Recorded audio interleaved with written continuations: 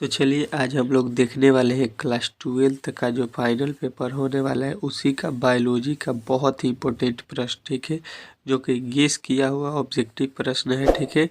तो आपको वीडियो को अंत तक देखना होगा, ठीक है, क्योंकि यहाँ पे जो है आपको बहुत ही इम्पोर्टेंट प्रश्न इस सेट में मिलने वाले हैं, ठीक है। तो ये आपको रट जाना है, ठीक है, क्योंकि यही पेपर में आपको आएगा, ठीक है।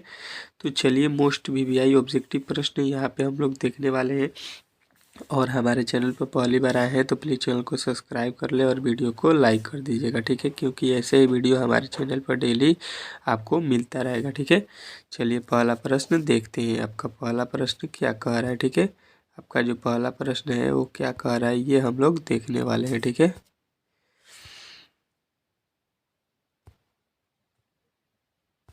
चलिए आपका पहला प्रश्न यहाँ पे आ चुका है, ठीक है। यहाँ पे आपका पहला प्रश्न देखिए क्या कह रहा है।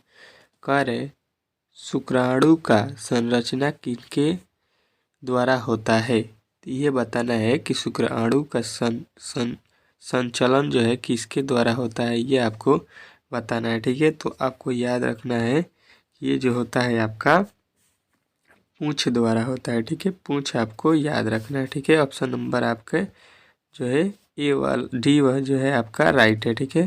तो आपको ऑप्शन नंबर डी वाला सही करना है, ठीक है। चलिए अगला प्रश्न देखिए, कह रहा है प्रथम स्तनपायी किस युग में दिखाई दिया। प्रथम स्तनपायी जो है किस युग में दिखाई दिया है, ये प्रश्न आपसे पूछा गया है।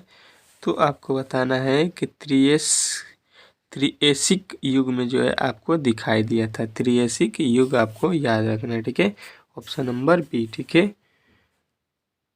कुकुट चेचक का कारण है। कुकुट जो चेचक होता है वो किसके कारण होता है, ये प्रश्न आपसे पूछना चाह रहा है, ठीक है।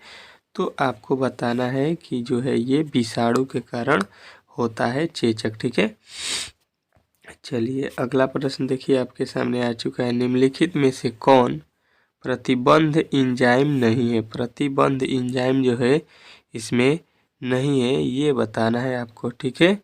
तो आपको बताना है कि पेक्टिनेट, ठीक है। पेक्टिनेट जो है आपका प्रति एंजाइम नहीं होता है, ठीक है। ऑप्शन नंबर डी आपको राइट करना है, ठीक है।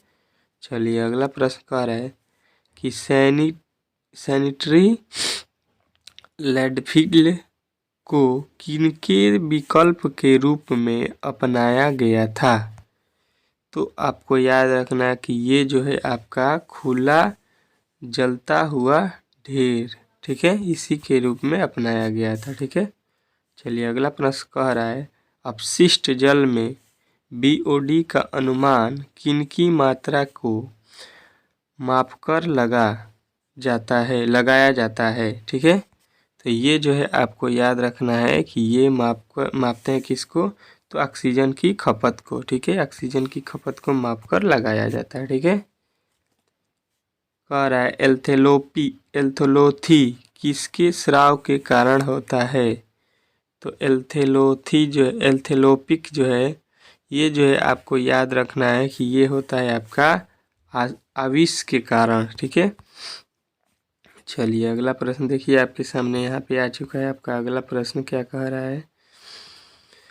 8वां निम्नलिखित में से कौन सी अनुवांशिक बीमारी नहीं है। तो अनुवांशिक बीमारी जो है आपको याद रखना है कि आपका ऑप्शन नंबर सी क्रेडिज्म जो है आपका अनुवांशिक बीमारी नहीं होता है, ठीक है। चलिए अगला प्रश्न देखिए आपका क्या कह रहा है। 9वां मेमोरी कोशिका का निर्माण किनसे होता है। तो मेमोरी कोशिका का निर्माण जो है आपको याद रखना है कि ये आपका होता है लिम्फोसाइट्स के कारण, ठीक है। चलिए अगला प्रश्न कह रहा है RNA के किस रूप की संरचना त्रिपर्णी जैसी होती है। तो ये जो है RNA की जो है आपको संरचना बताना है, जो कि आपका होता है क्या, तो tRNA के त्रिपर्णी जैसी होती है, ठीक है। चलिए अगला प्रश्न देखिए कह रहा है ऑर्थोट्रॉप्स जीवाणु निम्नलिखित में से किस में पाया जाता है। तो ये जो है आपको याद रखना है कि ये आपका पाया जाता है किसमें, पॉलीगोनल में, ठीक है, पॉलीगोनल। अगला प्रश्न कह रहा है आपका प्याज में प्रवर्धन होता है, तो प्याज में जो है आपको याद रखना है कि ये होता है आपका बल्ब द्वारा, ठीक है, प्रवर्धन जो है बल्ब द्वारा होता है, ठीक है। चलिए अगला प्रश्न कह रहा है आवृत बीज पौधों के भ्रूणपोष में गुणसूत्रों की गुणसूत्रता क्या है, तो ये जो है आपको याद रखना है कि ये होता है आपका N3, ठीक है। गुणसूत्रों की संख्या अगर निकालना है तो सूत्र आपको N3 याद रखना है, ठीक है।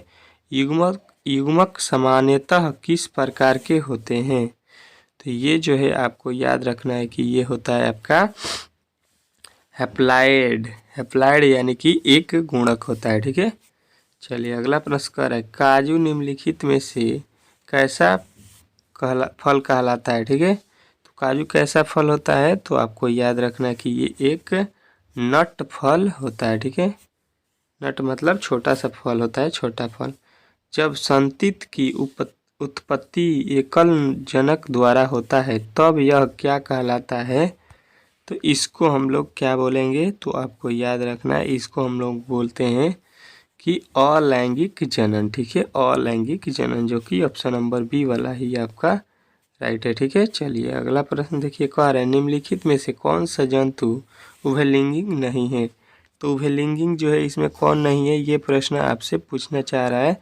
तो आपको बताना है कि ये आपका घरेलू मक्खी जो है उभयलिंगी जंतु नहीं होती है, ठीक है। चलिए अगला प्रश्न देखिए कह रहे स्त्री दल चक्र बना है, तो स्त्री दल चक्र जो है आपको याद रखना है कि ये आपका उपयुक्त सभी से बना है, ठीक है, यानी कि आपका स्टिग्राम ओवरी और स्टाइल तीनों से बना होता है, ठीक है। चलिए अगला प्रश्न कर रहा है भ्रूणपोष वाले बीजों को क्या कहा जाता है, तो इसको हम लोग क्या बोलते हैं, तो आपको याद रखना है एंडोस्पर्मिक, ठीक है। अगला प्रश्न कर रहे हैं अगुणित भ्रूणपोष निम्नलिखित में से किसकी विशेषता है, अनुगुणित भ्रूणपोष निम्नलिखित में से किसकी विशेषता है, ये प्रश्न आपसे पूछा गया है। तो आपको बताना है कि अनावृतबाजी का, ठीक है।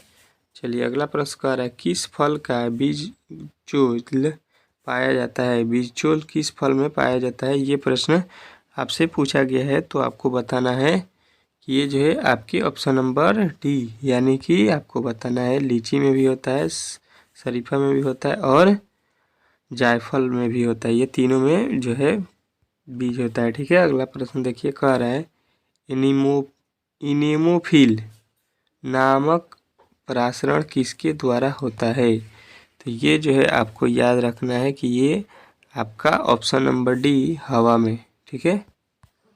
चलिए अगला प्रश्न कह रहा है कि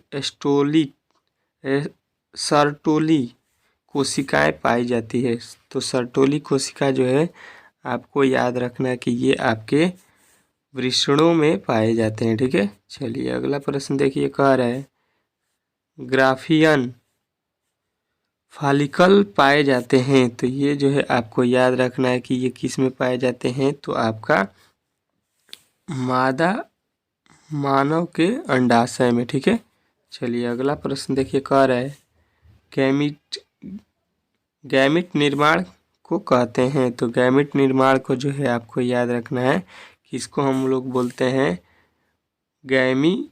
गैमीटोजेनेसिस, ठीक है, गैमीटोजेनेसिस, ठीक है।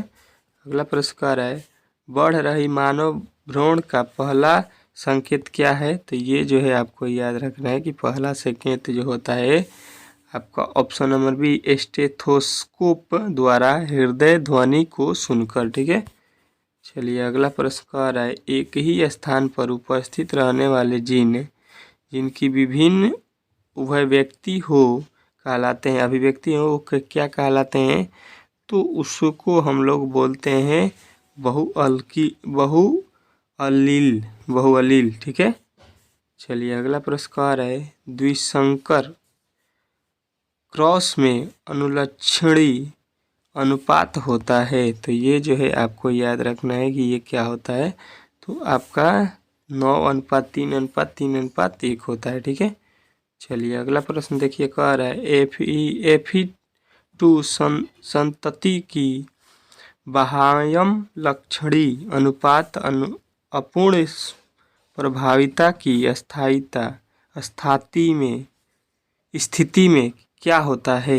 तो इसको हम लोग याद रखेंगे कि ये होता है आपका 1:2:1। ठीक है, अगला प्रश्न देखिए, मेंडल के नियम का क्या अपवाद है।